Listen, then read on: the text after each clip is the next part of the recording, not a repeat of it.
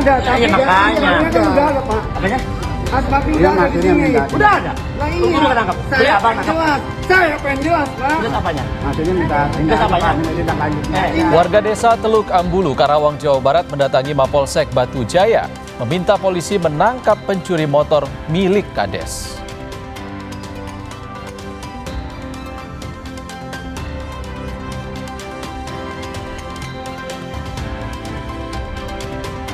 Pangdam Udayana mengonfirmasi 20 prajurit TNI jadi tersangka kasus penganiayaan hingga menewaskan Prada Luki Sefril Saputra Namo. Ke-20 tersangka sudah ditahan.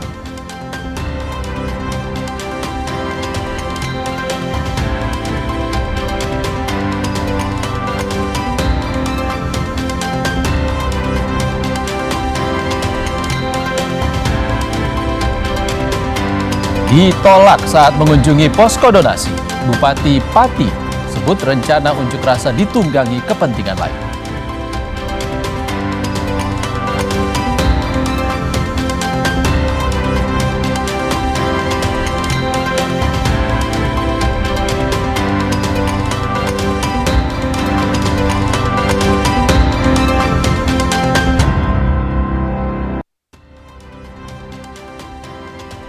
Selamat sore saudara, selain 3 sorotan utama tadi, beragam informasi dari sejumlah daerah di tanah air akan hadir selama 30 menit ke depan.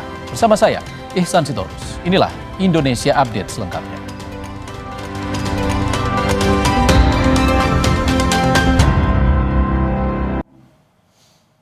Informasi pertama dari Karawang, saudara. Puluhan warga desa Teluk Ambulu, Karawang, Jawa Barat mendatangi Mapolsek Batu Jaya meminta polisi menangkap pelaku utama pencurian kendaraan bermotor. Sempat terjadi ketegangan antara Kapolsek dan warga, namun berhasil dilerai polisi lainnya. Orangnya ada nggak?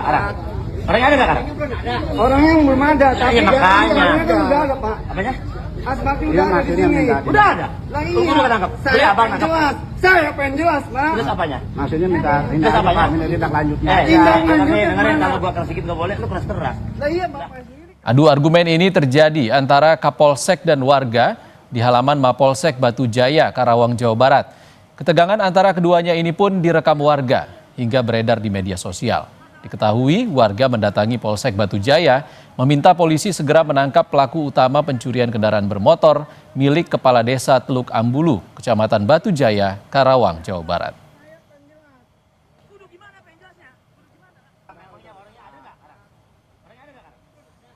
Saat itu warga meminta penjelasan Kapolsek terkait perkembangan pengejaran pelaku pencurian kendaraan bermotor. Kapolsek pun berupaya menjelaskan kepada warga.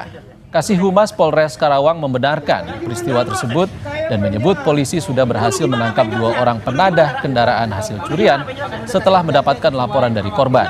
Sementara pelaku utama masih dikejar. Pak Amir gimana? Proses sedang dijalani, penyidikan sedang dijalani. Tersangka masih dalam lidik. Nah, di situ saya pengen tindak lanjutnya gimana? Sedang dilakukan. Nah iya, Emang kudu kayak Kami membenarkan ada kedatangan warga untuk menyampaikan aspirasi kepada Polsek pada hari Sabtu tanggal 9 Agustus tahun 2025 menanyakan perkembangan kasus dan meminta pelaku utama segera ditangkap, kemudian motor agar dikembalikan kepada korban. Tim masih bekerja di lapangan mengejar pelaku utama dan barang bukti yaitu sepeda motor belum bisa kami serahkan kepada korban sebelum proses penyidikan ini selesai. Kita ke sorotan lainnya, saudara. Kakak Prada Luki Namo mengungkap kondisi sang adik saat dirawat di rumah sakit sebelum meninggal dunia akibat diduga dianiaya seniornya. Kakak Prada Luki menyebut terdapat sejumlah luka di tubuh almarhum adiknya. Awalnya, keluarga hanya mendapat keterangan kematian Prada Luki karena terjatuh dari bukit.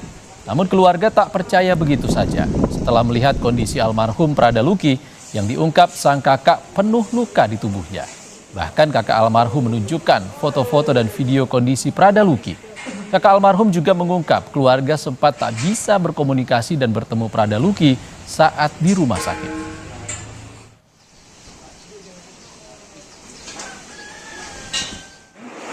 Keterangan meninggalnya itu kemarin bilangnya itu jatuh dari, kalau dari suratnya itu bilangnya jatuh dari bukit. Kalau foto aslinya itu ada di kami semua, ada di saya. Itu luka dari mana-mana?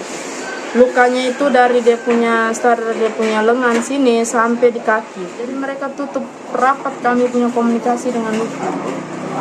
Selama Luki sakit, dari dia masuk rumah sakit sampai dia untung saya punya mama pergi. Kalau tidak berarti kita terima dia punya peti mungkin sudah dibungkus, dan kita tidak tahu kalau ini anak punya keadaan ini penuh dengan luka-luka. Pangdam 9 Udayana pun menyebut saat ini sudah 20 prajurit TNI yang menjadi tersangka atas penganiayaan Prada Luki Namo. Hal itu disampaikan Pangdam 9 Udayana saat bertemu orang tua Prada Luki Namo di asrama Tentara Kuanimo Kupang bersama Dadenpom Udayana. Pangdam menyatakan berdasarkan penyelidikan tim investigasi, jumlah tersangka yang sebelumnya 4 prajurit menjadi 20 prajurit TNI, termasuk salah satunya seorang perwira TNI. Menurutnya, TNI akan memproses kasus ini secara transparan dan mengedepankan keadilan bagi Prada Luki Namo tanpa pandang bulu. Tim investigasi pun masih terus melakukan penyelidikan. Semua tersangka telah ditahan untuk menjalani pemeriksaan. 20 tersangka yang sudah ditahan dan kemudian akan ditindaklanjuti dengan pemeriksaan selanjutnya. Di antara 20 itu apakah ada perwira, Jenderal? Ada 1 orang perwira. Boleh tahu inisialnya, Jenderal? Nanti oleh penyidik yang akan menyampaikan. Dan selanjutnya proses ini sedang berlangsung dan saya secepatnya akan melaporkan pada pimpinan. Ada motif apa ya? Ada motif apa, Jenderal? Sejauh ini apa penyebabnya? Ini sedang diselidiki oleh yang berwajib, dalam ini Pangdam. Di tengah sorotan kasus kematian Prada Luki, prajurit TNI yang diduga dianiaya seniornya, Presiden Prabowo Subianto secara tegas mengingatkan jajaran komando dan pemimpin satuan untuk membina prajurit TNI tanpa kekejaman. Bahkan Presiden mengingatkan agar memperlakukan prajurit sebagaimana anak-anak kandung. Perintah itu diberikan Prabowo saat upacara gelar pasukan operasional dan kehormatan militer. Saya titip saudara-saudara sekalian, jaga pasukanmu sebaik-baiknya, bina anak buahmu sebaik-baiknya. Anak buahmu adalah bagaikan anak kandungmu sendiri. Pimpin dengan baik, jaga mereka dengan baik, latih mereka dengan baik, latih mereka dengan keras, tapi tidak dengan kekejaman.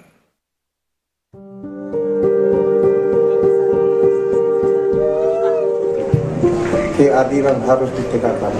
Ada satu catatan, biar tidak ada Luki yang lain, Luki yang lain. Ingat Bapak, anak tentara aja dibunuh kok, bagaimana mau yang lain?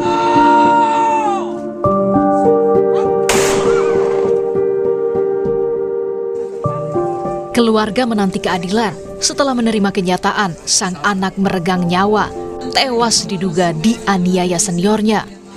Ibu Prada Luki Namo masih meyakini anaknya tewas diduga dianiaya lebih dari 4 orang. Sang ibu pun berharap semua yang terlibat dalam kasus kematian Prada Luki diusut tuntas. Pelaku itu lebih dari 4 orang, lebih banyak. Lebih banyak saat itu yang diceritakan. Diusut secepatnya, Mbak. Diusut secepatnya, tidak ada pandang bulu. Mau dia perwira, mau dia tamtama, bintara, kalau bersalah dihukum. Jadi kami minta kejelasan dari proses hukum ini. Buat kami keluarga korban, terutama saya seorang ibu, saya meminta keadilan. Saya membawa diri saya pribadi, saya tidak membawa siapa-siapa. Saya minta keadilan untuk diri saya dan juga anak saya yang sudah tiada. Sementara, anggota Komisi 1 DPR dari fraksi Partai Kebangkitan Bangsa Oleh Soleh pun meminta investigasi kematian Prada Luki dilakukan transparan. Tentu ini menjadi sebuah tamparan bagi TNI ya. Ternyata hal-hal seperti ini masih ada. Dan tentunya DPR meminta kepada TNI bahwasanya kasus ini untuk diselidiki diperiksa, kemudian diproses secara hukum dengan transparan dan seadil-adilnya. Dalam keterangan tertulis yang diterima Kompas TV, Kepala Dinas Penerangan Angkatan Darat Kadis Penat Brigjen Wahyu Yudayana mengonfirmasi penetapan 4 tersangka di kasus kematian Prada Luki. Keempatnya ialah Pratu AA, Pratu EDA, Pratu PNBS, dan Pratu ARR. Keempatnya sudah ditahan di Subdenpom 9 ND, Nusa Tenggara Timur. Penetapan 4 tersangka dilakukan setelah penyidik memeriksa 20 orang saksi dalam dugaan penganiayaan terhadap Prada Luki. Tim Liputan, Kompas TV. Informasi terkini soal penyidikan kasus kematian Prada Luki Namo akan disampaikan jurnalis Kompas TV Citos Natun dari Kupang, Nusa Tenggara Timur. Citos, informasinya saat ini sudah ada 20 prajurit TNI yang sudah ditetapkan sebagai tersangka dalam kasus penganiayaan terhadap Prada Luki. Apa hasil penyidikan terbaru? Selamat sore Iksan dan juga saudara, memang benar bahwa sampai saat ini sudah ada 20 prajurit TNI yang ditetapkan sebagai tersangka oleh tim investigasi dan tim penyelidikan yang dilakukan oleh pihak TNI. Sebelumnya pada hari kemarin memang baru 4 tersangka yang ditetapkan, 4 prajurit TNI yang ditetapkan sebagai tersangka, namun hari ini tersangka bertambah menjadi dari 4 menjadi 20 orang. Hal ini disampaikan langsung oleh Pangdam Udayana 9 yang baru saja tadi mengunjungi rumah duka Prada Luki Namo di Asrama Tentara Kuanino Kupang, dan di sini Pangdam menegaskan bahwa pihak TNI akan secara transparan mengusut tuntas kasus ini, dan sampai saat ini memang pihak Denpom dari Udayana sendiri dan juga dari Denpom ND dan juga dari Kupang tengah melakukan investigasi lanjutan.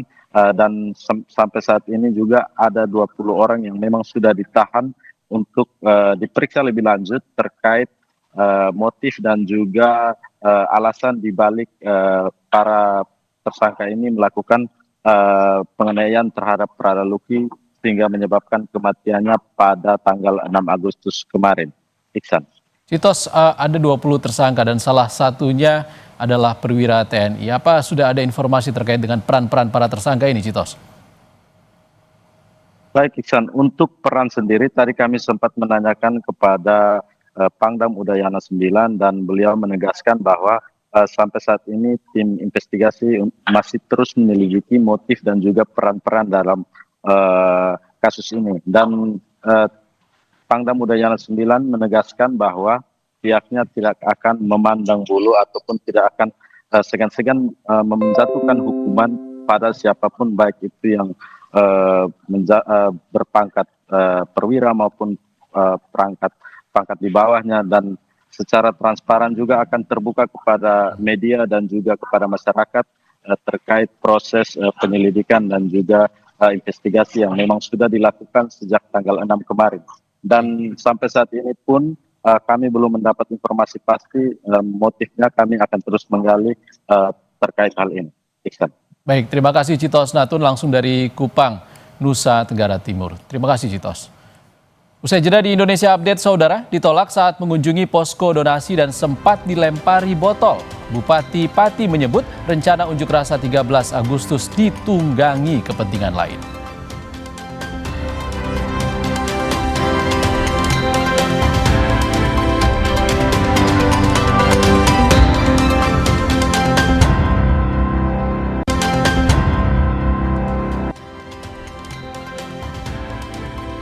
Terima kasih Anda masih di Indonesia Update. Saudara, kecelakaan terjadi di Jalan Pemuda, Klaten, Jawa Tengah. Sebuah mobil ambulans yang sedang melaju membawa pasien ditabrak sebuah mobil hingga ambulans terguling.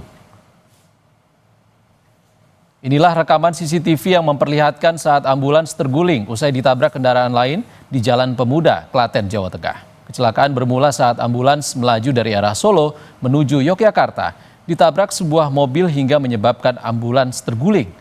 Dugaan sementara pengemudi mobil berwarna putih hilang konsentrasi hingga akhirnya terjadi kecelakaan.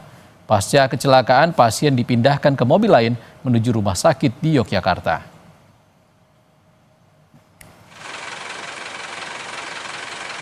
dugaan kurang konsentrasi dari kedua KPM tersebut.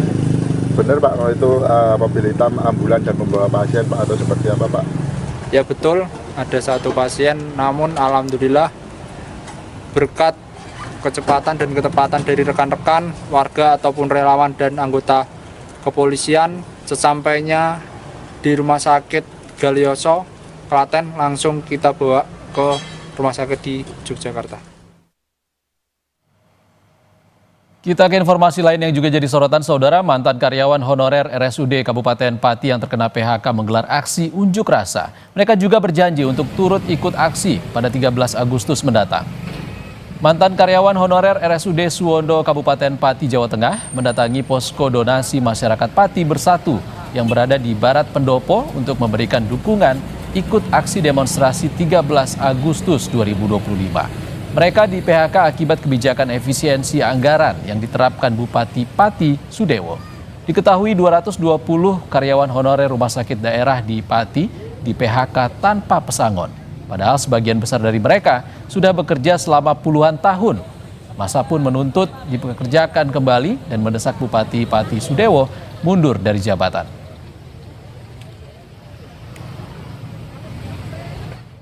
Kembalikan pekerjaan kami atau turunkan bupati, seperti itu. Ini macam-macam sesuai TMT kami.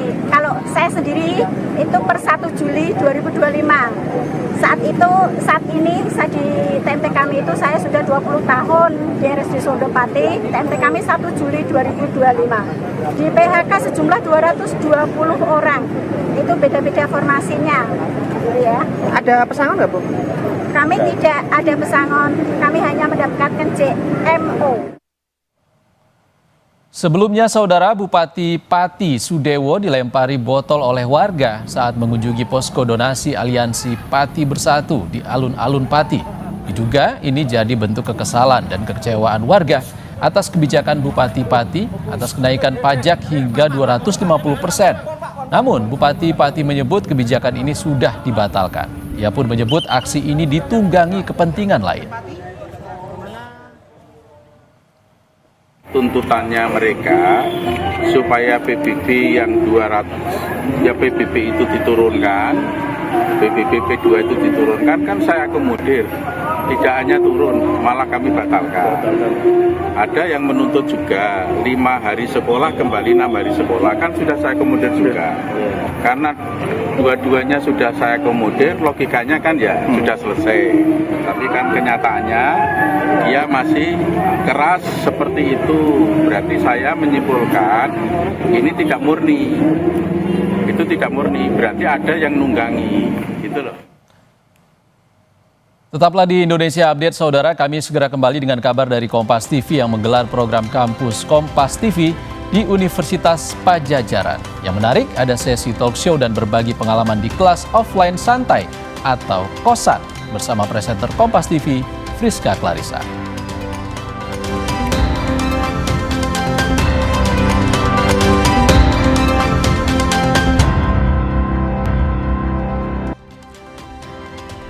Saudara, Kompas TV menggelar program Kampus Kompas TV bekerjasama dengan sejumlah universitas di tanah air. Senin 11 Agustus 2025, Kampus Kompas TV hadir untuk para mahasiswa di Universitas Padjadjaran Jatinangor, Sumedang, Jawa Barat dengan sejumlah talk show menarik dan inspiratif. Di antaranya adalah sesi talk show dan berbagi pengalaman bertajuk kelas offline santai atau kosan bersama presenter Kompas TV, Friska Clarissa. Selain itu, sesi talk show dengan perusahaan Pertamina dan pebalap nasional Rifat Sungkar juga digelar di sesi kedua kosan. Selanjutnya, para mahasiswa disuguhkan penampilan 8 komika yang melakukan stand up. Kemudian diakhiri dengan sesi Rossi on Location, di mana Direktur Utama Kompas TV, Rosiana Silalahi, akan mewawancarai langsung sejumlah narasumber, seperti Wakil Menteri Pendidikan Tinggi, Sains dan Teknologi Stella Christy, aktivis media sosial Ferry Irwandi.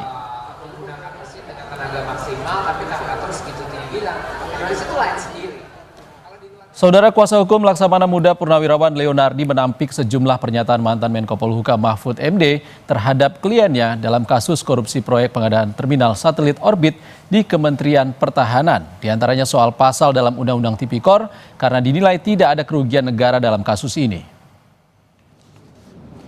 Kuasa hukum Leonardi membantah beberapa pernyataan Mahfud MD yang disampaikan dalam program Rosi. Salah satunya terkait pasal 2 Undang-Undang Tipikor dalam kasus korupsi proyek pengadaan terminal satelit orbit di Kementerian Pertahanan. Menurut kuasa hukum, keterangan Mahfud terkait barang-barang Navayo yang diperiksa BPKP tidak bisa digunakan tidak berdasarkan fakta.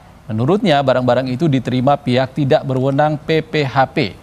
Kuasa hukum menilai pernyataan Mahfud terhadap Leonardi merupakan kriminalisasi berdasarkan asumsi.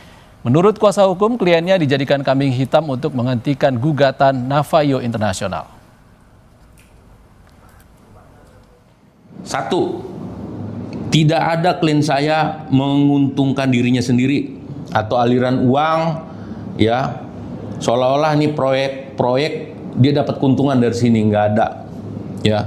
Jadi tiba-tiba yang bersangkutan klien saya Pak Leonardi ya bagai petir di siang bolong itu terima pengumuman sebagai tersangka itu melalui televisi ya.